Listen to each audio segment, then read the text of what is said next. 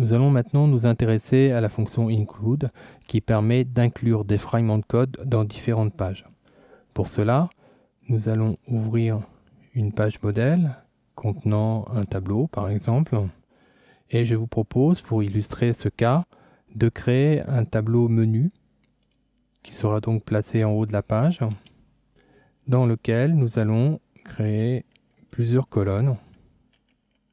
Chaque colonne correspondra par la suite à une rubrique du site dans lequel vous allez intégrer cette page. Nous pourrions nommer par exemple la première rubrique accueil, la seconde catalogue et la troisième par exemple contact. Enregistrons cette page modèle dans notre répertoire de test. Je propose d'utiliser par exemple, nous pourrions utiliser accueil, pourquoi pas, accueil.php. Voilà, nous allons donc tester maintenant cette page. On va peut-être lui mettre un titre, ce sera un peu mieux. Donc je propose de mettre un titre accueil, titre de page, donc de type H1. Voilà, nous enregistrons cette page, nous la testons dans le navigateur.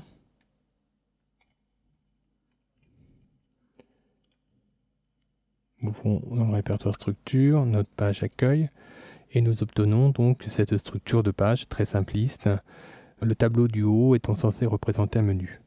Si nous désirons maintenant réaliser par exemple la page catalogue, une fois dans l'éditeur, maintenant nous allons capturer donc ce tableau, nous allons le copier donc avec un CTRL X.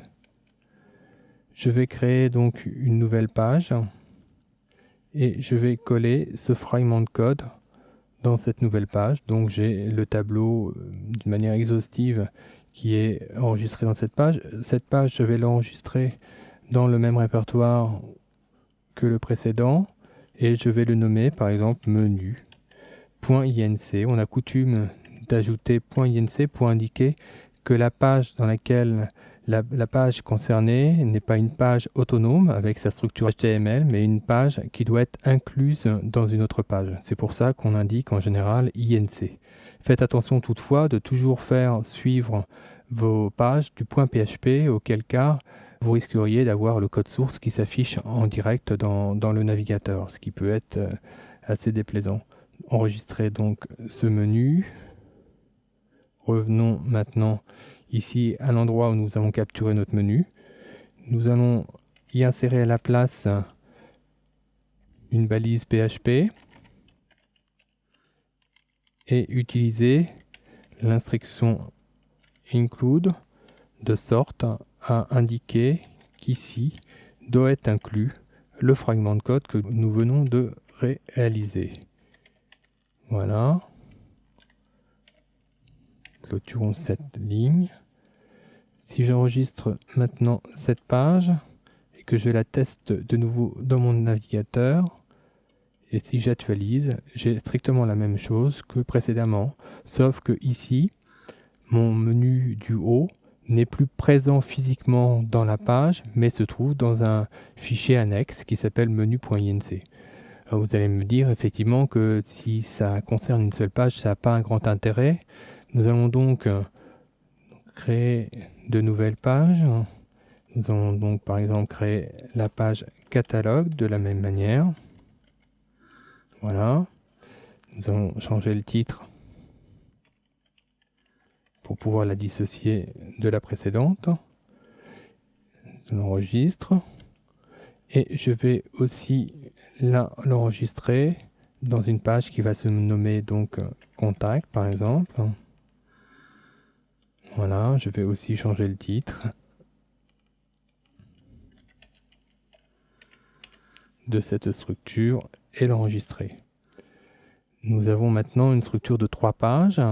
L'intérêt de cette structure serait de pouvoir passer de l'une à l'autre. Pour cela, nous avons déjà prévu d'intégrer un menu commun, mais ce menu n'est pas actif. Nous allons donc retourner dans la page menu.inc.php et nous allons y ajouter des balises, des liens hypertextes, de sorte à pouvoir passer d'une page à l'autre.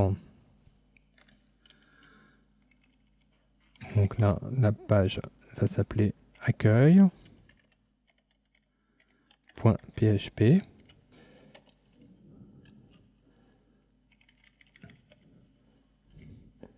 Ça, c'est la fin de ma balise A. Je vais renouveler la même structure pour le lien catalogue. Je vais l'adapter donc à catalogue. Je vais aussi en faire de même pour contact, que je vais adapter à contact. Ne pas oublier les balises fermantes des encres, ici et là.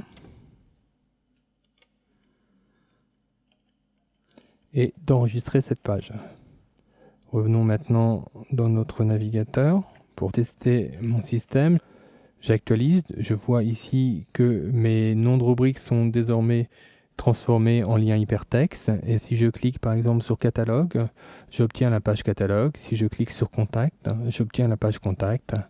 Et si je reviens sur accueil, je reviens sur accueil. L'intérêt de cela, vous l'avez compris, il me semble, c'est que nous pouvons donc à l'aide de ce fichier include modifier une information qui est présente dans de nombreuses pages et la propager donc très rapidement, puisque dès lors qu'elle est enregistrée, l'information sera présente dans toutes les pages où l'include a été inséré.